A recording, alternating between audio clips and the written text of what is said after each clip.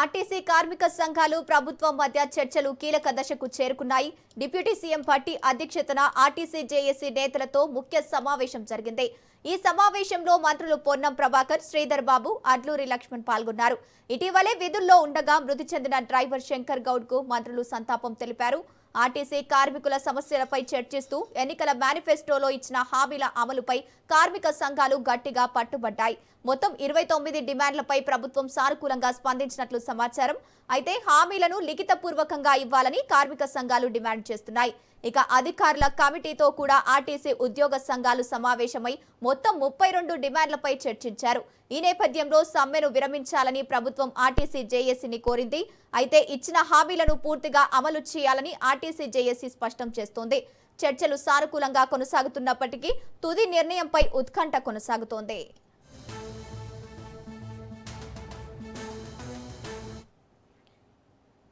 Right, ఇక ఇదే అంశానికి సంబంధించి పూర్తి డీటెయిల్స్ మా ప్రతినిధి సునీల్ లైవ్ ద్వారా అందిస్తారు. సునీల్, చెప్పండి, ఆర్టీసీ ముందు 32 డిమాండ్లు పెడితే 29 డిమాండ్లను అమలు చేస్తున్నట్టు ప్రభుత్వం నిర్ణయం తీసుకున్నట్టు తెలుస్తోంది. దీనికి సంబంధించిన అప్డేట్స్ ఏంటి? సచివాలయం వేదికగా ఉప ముఖ్యమంత్రి మల్లు భట్టు విక్రమార్క ఆధ్వర్యంలో ఆర్టీసీ యూనియన్ నేత కార్మిక యూనియన్ నేతలతో చర్చలు కొనసాగుతున్నాయి.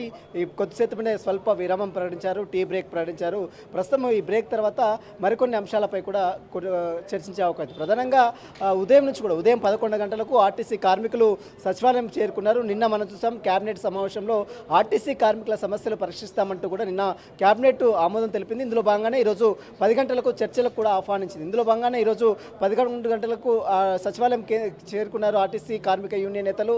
ఉదయం 11 గంటలకు ఐఏఎస్ అధికారులకు సంబంధించిన కమిటీతో భేటీ అయ్యారు. ఆ కమిటీతో సుదీర్ఘంగా చర్చలు జరిపిన తర్వాత లంచ్ చేసిన తర్వాత మళ్ళీ ఉప ముఖ్యమంత్రి మల్లు భట్టి విక్రమార్క నేతృత్వంలో ఈ యొక్క కమిటీ సమావేశం నిర్వహించారు. ప్రస్తుతం అయితే చర్చలు జరుగుతున్నాయి.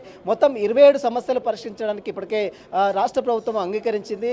ఆ యూనియన్ ఏర్పాటు అంటే గుర్తింపు సంఘ యూనియన్ గతంలో ఉన్నటువంటి యూనియన్ కేసీఆర్ ప్రభుత్వంలో యూనియన్ గుర్తింపు సంఘ ఎన్నికల సంబంధించినటువంటి ఎన్నికలు రద్దు చేశారు. కాబట్టి తిరిగి మళ్ళీ గుర్తింపు సంఘ ఎన్నికలు కొనసాగించే విధంగా రాష్ట్ర ప్రభుత్వం సుముఖత వ్యక్తం చేసింది. మొత్తం 32 అంశాల్లో 27 అంశాలకు తెలంగాణ రాష్ట్ర ప్రభుత్వం గ్రీన్ సిగ్నల్ ఇచ్చింది. ఇక మిగిలినటువంటి ఆర్థిక అంశాలతో కూడుకున్నటువంటి ప్రధానమైనటువంటి అంశాలపై మాత్రం ఇంకా చర్చలు అయితే కొనసాగుతున్నాయి. ఇందులో ప్రధానంగా రాష్ట్ర ప్రభుత్వంలో అంటే ఆర్టీసీని ప్రభుత్వంలో విలీనానికి సంబంధించినటువంటి ప్రక్రియకు సంబంధించిన అంశాలపై కూడా ఏ విధంగా ఉంటుంది, ఆర్థికంగా ప్రభుత్వానికి ఎంత ఖర్చు అవుతుంది, దానికి ఎంత ప్రణాళికను సిద్ధం చేయాలన్న అంశాలపై కూడా సుదీర్ఘంగా ఇప్పటికే అటు రాష్ట్ర ప్రభుత్వం ఎస్టిమేషన్ కూడా వేసుకుంది. కాబట్టి దాదాపు 6,000 నుంచి 10,000 కోట్లు ఇక ఆర్టీసీ వేతన సవరణకు సంబంధించిన పే స్కేల్ సంబంధించిన అంశాలపై కూడా చెల్లించే అవకాశం ఉంది. కాబట్టి దానికి సంబంధించినటువంటి నిధులు ఏ రకంగా సమకూర్చుకోవాలన్న అంశాలపై కూడా రాష్ట్ర ప్రభుత్వం కసరత్తు ప్రారంభించింది. దీంతోపాటు పీఆర్సీ దాదాపు 5,000 నుంచి 10,000 కోట్లు పీఆర్సీ అమలు చేయాల్సిన అవసరం ఉంటుంది.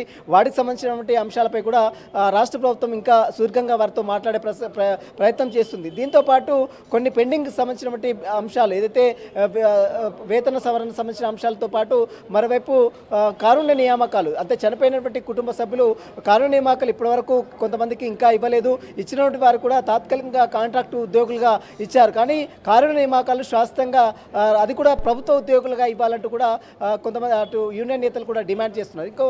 దీంతోపాటు పాలసీ సంబంధించినటువంటి కొన్ని నిర్ణయాలకు సంబంధించిన అంశాలపై కూడా సుదీర్ఘంగా ప్రభుత్వంతో చర్చలు జరుపుతారు. ఇక ఆర్థికపరమైనటువంటి అంశాలు ప్రధానంగా 3 అంశాలు ఉన్నాయి. అందులో పీఆర్సీ సంబంధించిన అంశాలు కావచ్చు, ప్రభుత్వం విలీనం సంబంధించిన అంశాలు కావచ్చు, కారుణ్య నియామకాలు, పెండింగ్ బకాయిలకు సంబంధించిన అంశాలు. ఈ అంశాలకు సంబంధించిన విషయంలో ఒక స్పష్టత వచ్చిన తర్వాత ఈ చర్చలకు సంబంధించిన అంశాలపై కూడా ఒక పూర్తి క్లారిటీ కూడా వచ్చే అవకాశం. ప్రస్తుతం సుదీర్ఘంగా ఉదయం 11 గంటల నుంచి ప్రారంభమైనటువంటి చర్చలు ఆర్టీసీ కార్మిక యూనియన్తో జరుపుతున్న చర్చలు మధ్యాహ్నం లంచ్ తర్వాత తిరిగి మళ్ళీ ఉప ముఖ్యమంత్రి మల్లు భట్టి విక్రమార్క ఆధ్వర్యంలో మంత్రులు కూడా ఈ యొక్క చర్చలో పాల్గొన్నారు. మంత్రులతో పాటు చీఫ్ సెక్రటరీ రామకృష్ణరావుతో పాటు మరోవైపు కొంతమంది అటు ఆర్టీసీ ఎండీ నాగిరెడ్డి, మరోవైపు ఐఏఎస్ అధికారులతో పాటు మరోవైపు మంత్రి శ్రీధర్ బాబు, మంత్రి వివేక్, అడ్లూరి లక్ష్మణ్ వీరందరూ కూడా చర్చలు పాల్గొన్నారు. ప్రస్తుతం అయితే చర్చలు అయితే కంటిన్యూ కొనసాగుతున్నాయి. మధ్యాహ్నం సాయంత్రము కొంచెం విరామం అయితే స్వల్ప విరామం ఇచ్చారు. విరామం తర్వాత మళ్ళీ ప్రభుత్వం ఒకసారి చర్చలు జరిపిన తర్వాత దీనిపై ఒక స్పష్టత కూడా వచ్చే అవకాశం ఉంది. ఆర్థిక పరమైనటువంటి అంశాలకు సంబంధించిన అంశాలలో ఎలాంటి క్లారిటీ ఇస్తుంది రాష్ట్ర ప్రభుత్వము. ఇప్పటికే 3 రోజులు సమ్మెత గడుస్తుంది. ఇప్పటికే చాలామంది కార్మికులు హత్యానికి పాల్గొన్నారు. ఇప్పటికే నర్సంపేట డిపోకు చెందినటువంటి డ్రైవర్ శంకర్ కూడా మృతి చెందాడు.